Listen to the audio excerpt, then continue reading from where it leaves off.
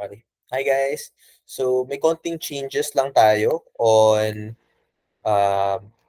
konting changes lang tayo on how to set up our Shopify store with Mod Factory, so sa print on demand. So this change is kailangan na natin maglagay ng variant SKU based on kung anong specific product yung gusto nyong gamitin for your specific product on Shopify.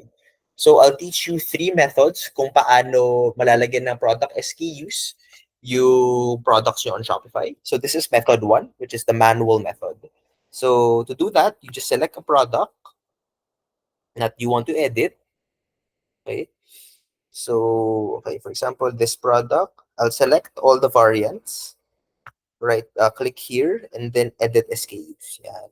So, actually, I've already done some edits here, as you can see. So, okay, testingin natin. No? So, XS Black US iced teas for this specific store, yung US iced teas niya is premium. So, XS Black premium. So, Control F, premium, XS Black premium. You just copy this, copy that, and then paste it here. Yeah. Okay, next, S Black US ice, which is also premium. You can find it here, S Black, then paste it here. So guys, ingat lang pala kayo. Pag hinighlight nyo and kinopy dito, minsan nagkakaroon ng space sa SKU, no? So we need to avoid that. So backspace lang. Okay. Then another one, ito, L Black US iced tea. So that's gonna be premium, L Black, large, L Black. This one. Okay, let's paste it here. Tanggalin natin yung space. Don't forget to do that. Done. And then save. All right, so that's method one, the manual method though. So we also have a bulk method of editing SKUs. So what you have to do is you can select all of your products or select the individual products. Click nyo yung bulk edit. Okay, then nyo lang konting lumabas.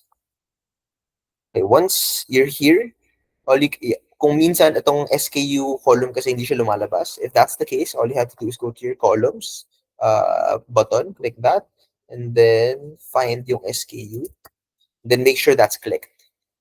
Okay. So here, pwede nyo rin i-edit yung mga SKUs, no? So for example, for this one, it's L Black Pro Club. Pro Club. L Black Pro Club. Here. So copy that, paste, and again, my space lang. So just make sure to remove that. And then I'll do that for all of it, no? All of the other products that I've selected. Okay, once that's done, so pwede natin tanggalin to. Yeah, so mas pwede yung tanggalin siya mas mabilis.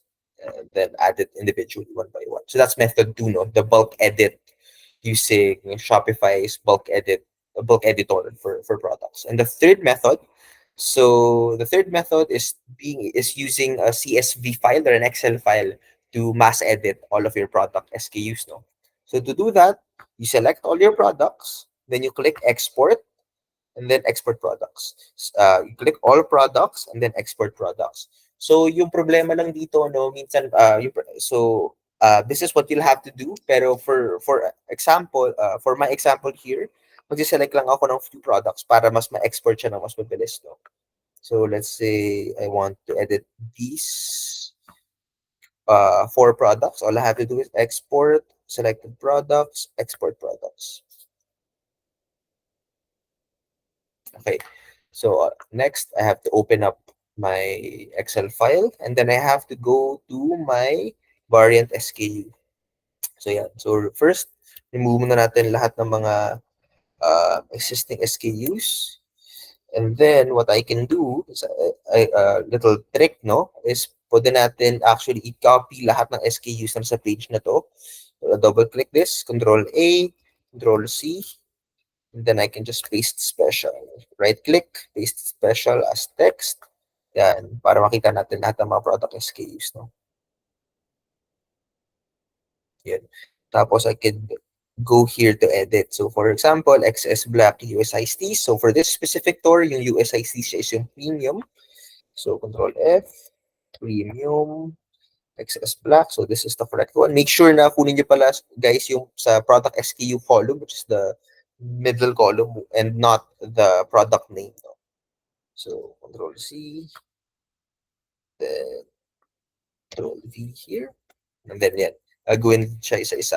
Sorry. Hindi pala siya dito. Dito pala sa variant SKU. Yeah. So dyan siya ilalagay. And then you just copy it downwards. No? So there are a few Excel shortcuts. So you could use VLOOKUP to make this a little bit easier. So one trick, for example, pero depende kasi ito sa structure ng it really depends on the structure of your Shopify store. But there are a few tricks like using the join, parang create a unique SKU and then match that to the product SKUs that we have. Pero medyo that's kind of going off topic na. So ayun. So once na-create nyo na yung Excel file with the correct variant SKUs, make sure to save this. So yes, you have to keep it as a CSV format. Once the save this is sa computer nyo, all you have to do now is import and import that specific CSV file. No? So guys, ingat lang dito kasi once na import nyo na yung products, mo-override nyo na yung products, yung existing products. So make sure lang na tama yung Excel file or CSV file na yun na upload and wala kayong changes na nagawa. No? So one way to do this is save yung initial export na ginawa nyo, make sure to save that. And yung edited SKUs na file, make sure to save that as another Excel file para at least meron kayo existing copy no initial na in-export nyo. So worst case, pwede yun siya mabalik. Alright. So yun lang. If you guys have any questions, feel free to send us a message sa Facebook group chat natin. If you need any support, please send us a message as well. Alright. Thank you guys.